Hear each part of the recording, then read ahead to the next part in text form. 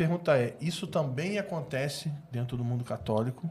Ainda tem pessoas, tem teólogos católicos defendendo a hipergraça, ou se isso, na tua visão, é uma questão mais evangélica, isso ou também... isso é só nossa? Não, mas assim, a hipergraça como tal é um fenômeno mais evangélico mesmo, né? Só que existe uma teologia moral liberal que, por exemplo, desmistifica o pecado, que naturaliza a graça, numa linha assim de uma certa anistia para os comportamentos ilícitos. Essa seria a palavra, né? Bota tudo na conta da cruz e vamos para frente. Isso.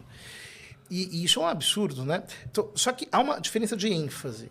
No caso da hipergraça, é como se a pessoa aceitasse Jesus como Salvador, mas não como Senhor. Ok. Ou seja, ele não é só o meu Salvador. Não. Ele é meu Kyrios. Exato. Meu dono. O Novo Testamento é claro. E ele salva sendo o Senhor, né? Exatamente. E quando a salvação como consciência entra em mim, não pode haver convivência com o pecado. E é uma experiência assim, real. A gente vê isso na vida de todos os santos. De todos os homens e mulheres de Deus ao longo da história. Eles foram aprofundando a consciência de pecado, entraram num nível de arrependimento muito profundo. Até os pecados mínimos começaram a incomodá-los porque eles eram chamados para uma comunhão maior com Deus e um nível de humildade maior, um nível de entrega, de despojamento, de pobreza, de abandono nas mãos de Deus, de viver de fé.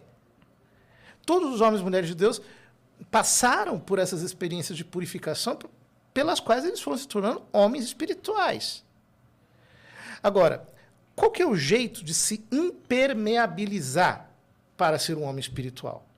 Esse tipo de doutrina.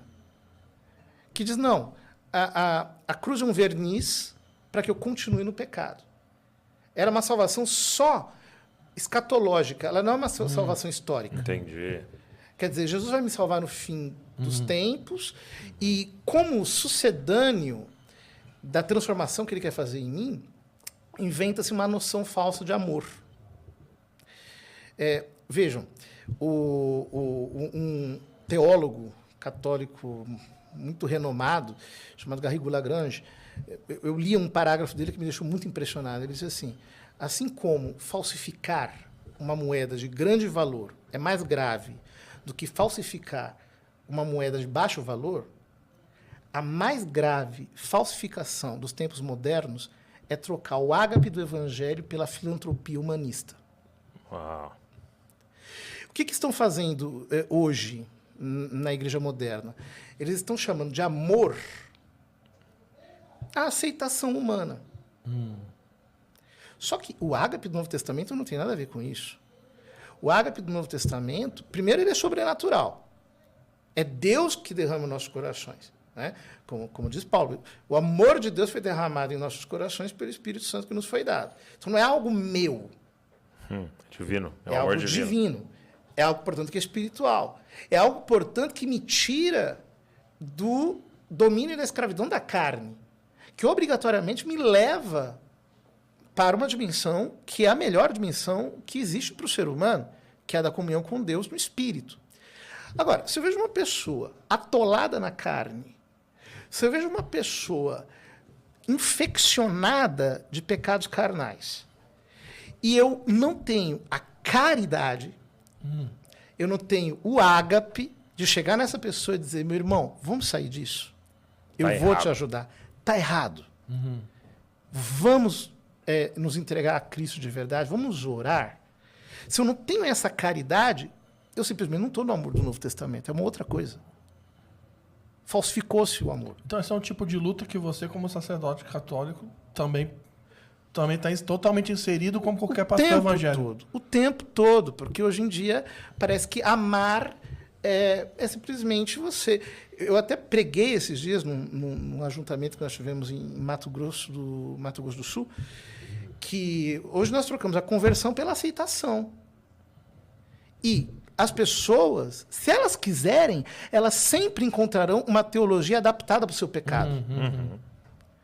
Agora, isso não tem nada a ver com o evangelho. Não tem nada a ver com o Novo Testamento.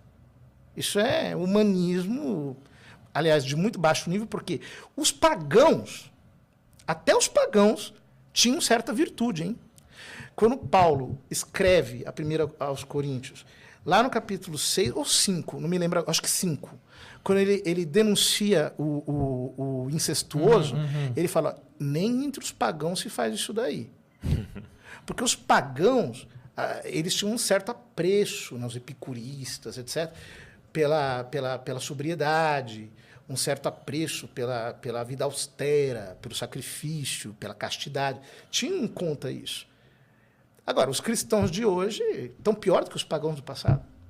Uau. O que nós estamos vivendo não é um retorno ao paganismo, é um retorno à barbárie. É uma coisa pior do que o paganismo. E as pessoas acham que simplesmente você joga o evangelho por cima disso como açúcar de confeiteiro e que tudo vai ficar santificado. Não vai. Não vai. Porque é o que diz Jesus, né? Não basta dizer Senhor, Senhor. É preciso fazer. Eu tenho que tê-lo como Senhor mesmo. E eu mostro quem é o meu Senhor, não pelo que eu digo, mas por quem eu sirvo. Fruto de arrependimento. Porque não poder servir a Deus e ao dinheiro.